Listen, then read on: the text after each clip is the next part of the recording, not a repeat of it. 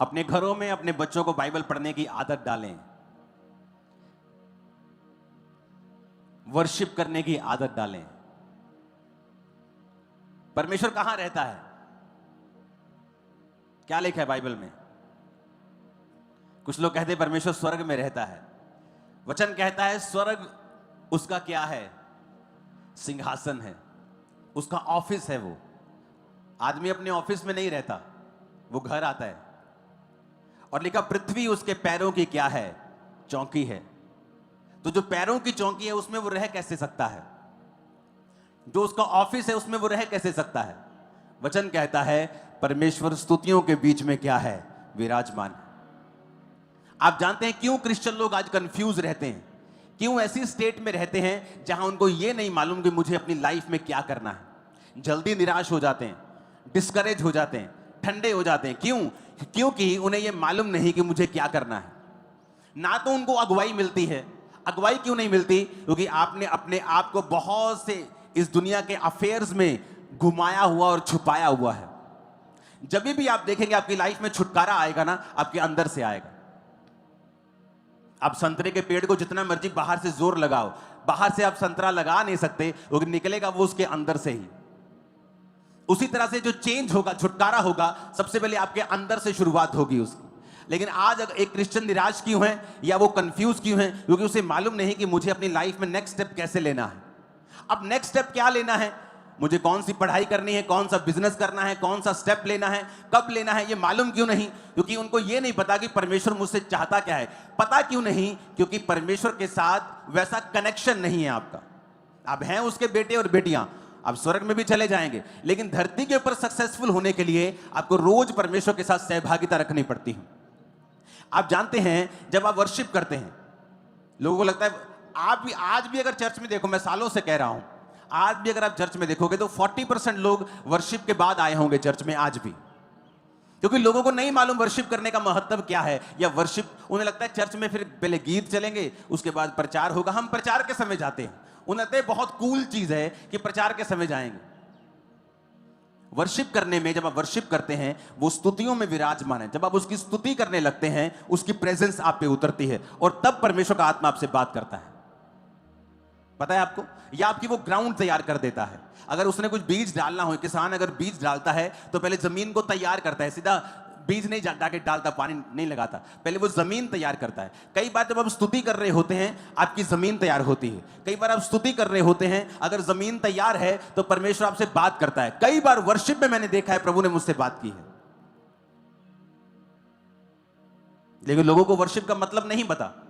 उन्हें लगता है कि चर्च में जाएंगे, इतना लंबा यार चर्च की मीटिंग है, हम ऐसा करेंगे, हम टेस्टिमनीज के बाद जाएंगे। कुछ लोग बोलते हैं टेस्टिमनी के टाइम जाएंगे, वर्शिप के बाद जाएंगे।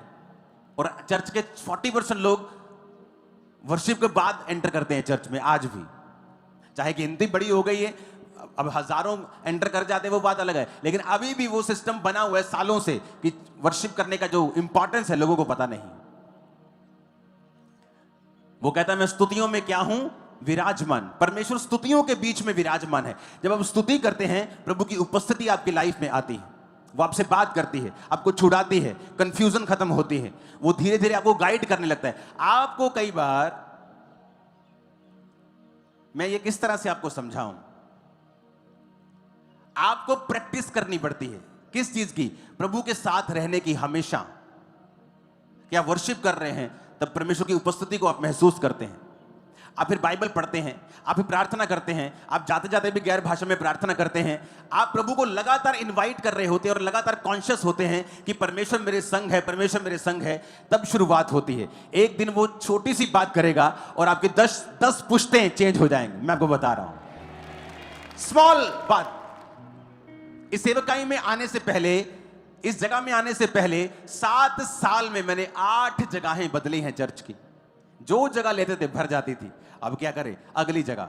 अब जगह भर गई और पैसा नहीं था चर्च के पास कि अपनी जगह ले, तो रेंट पे होती थी। कभी कोई यूज करने के लिए देता था, कभी मेरा कोई पर्सनल छोटा सा प्लॉट था वो यूज किया, वो छोटा सा भरा। ग्राउंड यूज की, ग्राउंड वाले बोले आपने कब्जा करना, मैंने कहा हम कब्जा छोड़ के आए, कब्जे नहीं हम करते। फिर अगली जगह, फिर अगली जगह, फिर अगली जगह, अगली जगह, फाइनल ये जगह आते आते 8 जगह ही मैं चेंज कर चुका था। अगर मैं कंफर्टेबल मुझे रहना होता तो वहीं मैं 2000 लोगों की चर्च बनाता, एसी चर्च, एसी घर, आराम से रहता, क्या प्रॉब्लम थी। लेकिन जब परमेश्वर की वर्शिप आप करते हैं, लगातार प्रभु के साथ रहते हैं, वो आपको बताता है कौन सा स्टेप आपने कब लेना है। आपकी ग्रेटनेस परमेश्वर की उपस्थिति और उसकी बात के पीछे छुपी हुई होती है। और कितने लोग हैं जो घरों में वर्शिप करते हैं? बहुत कम। या आप रसोई में खाना बना रहे हैं और वर्शिप कर रहे हैं।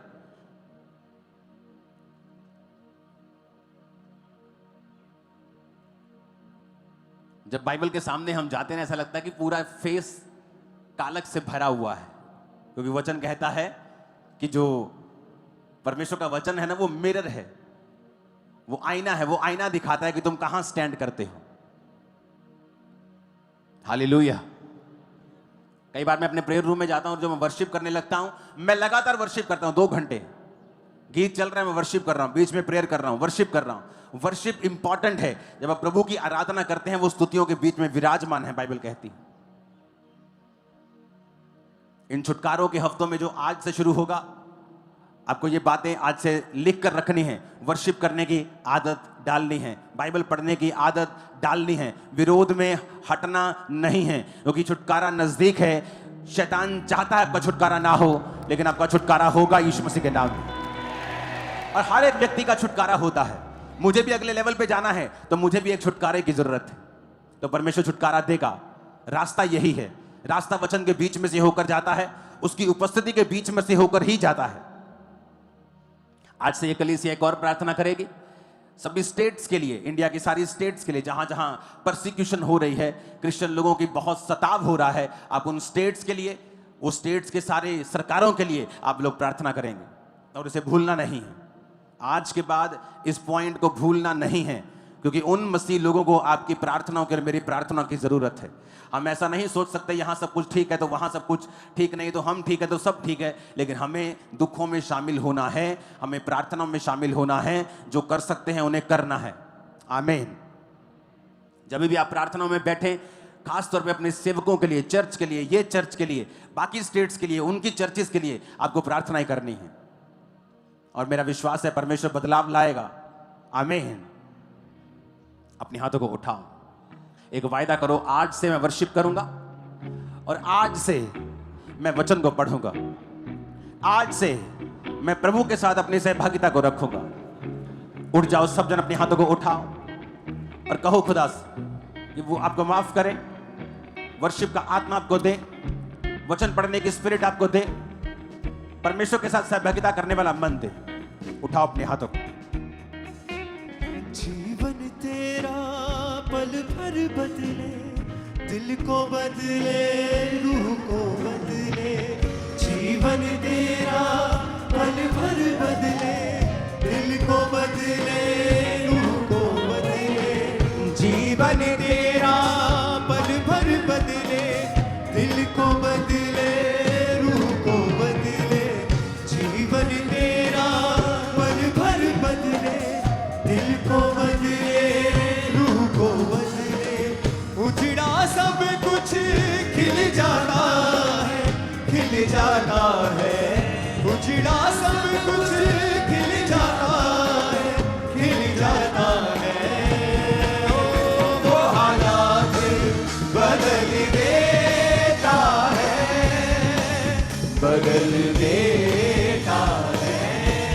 वो हालात बदल देता है, बदल देता है। मांगो जो कुछ मिल जाता है, मिल जाता है। मांगो जो कुछ मिल जाता है, मिल जाता है। अपनी बॉडी पे हाथ रखो और कहो, छुटकारा मेरा हिस्सा है। आज से खुदा के रास्तों पर चलते हुए मैं छुटकारों को हासिल करूंगा। ऊंची आवाज में अंगीकार करो, ऊंची आवाज में अंगीकार करो। खुदा के रास्तों पर चलते हुए मैं अपने छुटकारे को ग्रहण करूंगा। सब अंगीकार करो, सब बहनें, सब भाई।